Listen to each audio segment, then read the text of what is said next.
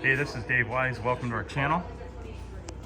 We're going to see the original owner bringing out his 1970 Plymouth Barracuda that we'll learn more about.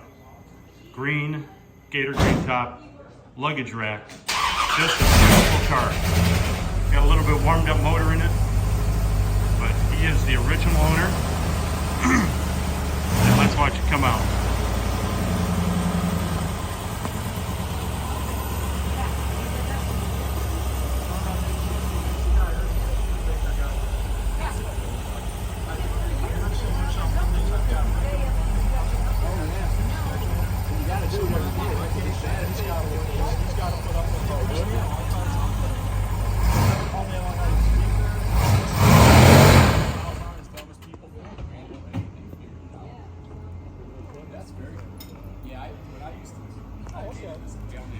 So here we are with Brian Butler at M1 in his garage.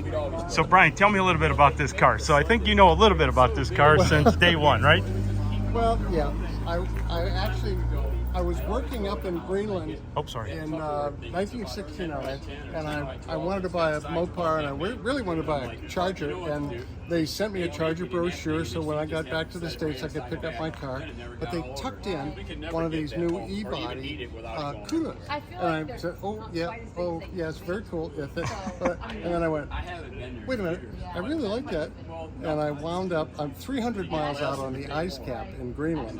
Taking care of radar. Where the hell is Greenland? Well, it was the DEW line, DEW, Distant Early Warning System, and we were watching for the Russians coming over the top, you know, in the late 60s. And anyway, so I started checking off boxes and said, oh, this is really a pretty cool car. I think I'll order one. So we got to, so you ordered? Now wait a minute. That was 53 years ago, and I was only 7 at the time. Okay, maybe I was older. So tell me, you got a gator green top. That is special. The gator green top. Well, again, it was one of those things where you just said, I wanted to get a top, and they had the regular top, the gator green top, and the tortoise green top. So I just picked the one in the middle, and this is the original top. The car's got, so it's never been off the car? Nope, never. The top has never been off the car? The car's got 48 or 9,000 miles on it, and it's just always been my old pal. As you can tell, having owned it for this long, 53 years, I'm a bit older, but at any rate, it was just, everybody said, you'll have it for 2 or 3 years.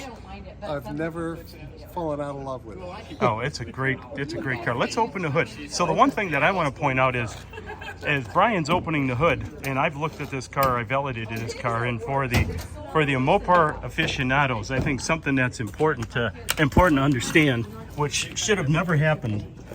If you look at, you know, certainly this vehicle is exquisitely done, and interesting enough, in the front, it has reinforcements that you would only find on a 446 pack or a Hemi.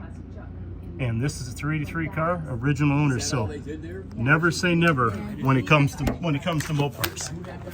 So let's take a look at the engine compartment. Well, you know, the thing about it was I knew that 383s were fun cars, fast cars, and I said I can do with that because there are a lot of guys that know how to make a 383 really run. And so, but I ordered it with the Hemi package, which gave you the 956 radiator. You know, so the maximum cooling. Yep. Maximum cooling. It gave you a lot of little things like that. It gave me the 355 gear ratio instead of the 326. Because that's why you have power steering with a cooler, because anything 354 or higher automatically receive that. Yep.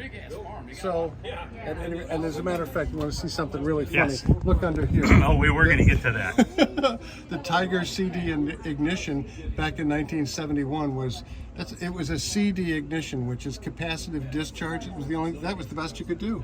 And then, of course, that's an original direct connection.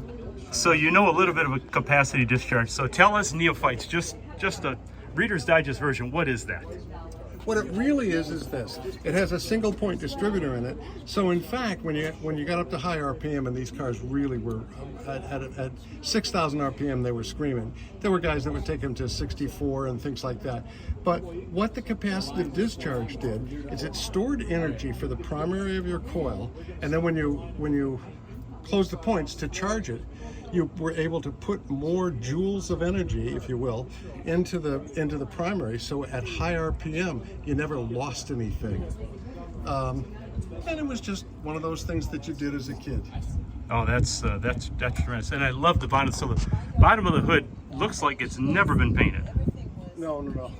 With that direct connection, that's beautiful. So this car, where did it live most of its life, Brian?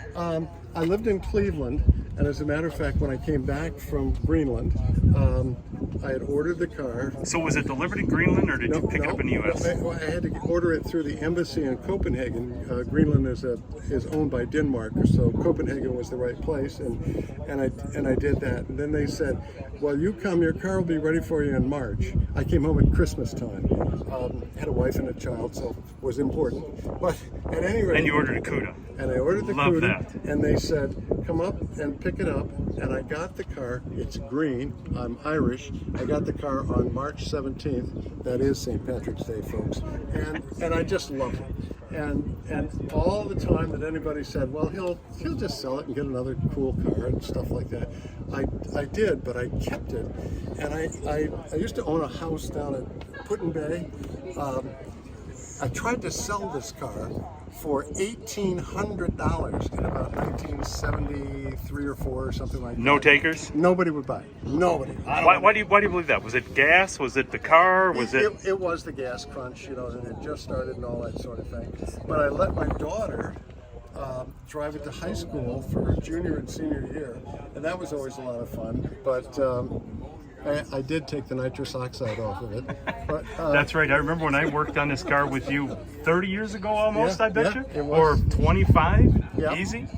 It was, and I remember the nitrous. That's incredible. Well, So go ahead. It was a lot of fun to do all the things that you could do. It looks like maybe an old man's car or whatever, a really duded out car with it has 2 tags. I know that, we're going to get to that in a minute. And it has an export tag. An export tag, but all I really wanted to do is make it go as fast as it would go.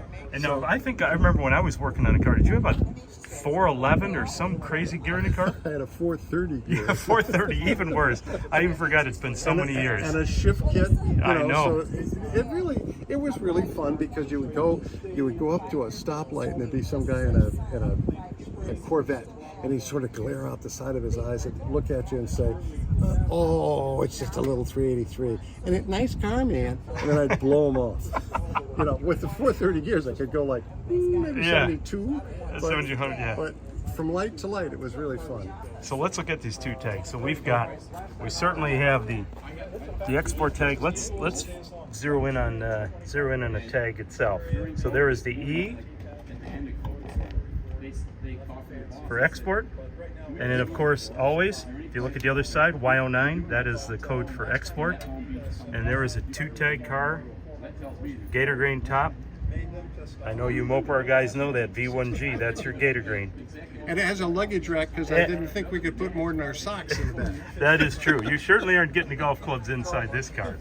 So it's just a tremendous car, and it's been just such a privilege and honor to know Brian for so many years. He served our country. He was out making sure the Russians weren't come over the horizon, keeping everybody safe in Greenland, and to have the wherewithal to buy a car like this and maintain it through all these years. I've had a lot of cars, and I adore Brian for being able to keep this car in its original condition. Yeah, he's put some go faster stuff on it, but at the end of the day, it's still an original car. Rim blow, luggage rack, gator green top, all the glass is original. It's just tremendous.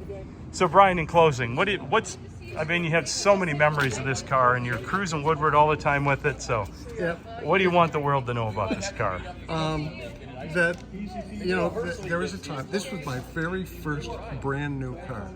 I got out of the Navy, I spent 4 years in the Navy, got out of the Navy, worked for a couple of years, and then went off to Greenland for money, and ordered this car. And the truth of the matter is, they become so dear to you. My wife sometimes says, don't let her hear this, but she says, I'd rather I think he would get rid of me before he'd get rid of the Cuda. And that's not true. It's not true. So you heard it here first. It's not true. But what a beautiful car, and we're honored and privileged to even be able to show you this vehicle. Like I said, I've seen this car for, you know, the better part of 30 years, and every time I see it, it's just intriguing. And again, as I pointed out, you saw the reinforcements on the frame that only Hemis, convertibles, 446 packs had, and this certainly had it. So never say never with Mopars, and thank you very much, Brian, for your time. Okay.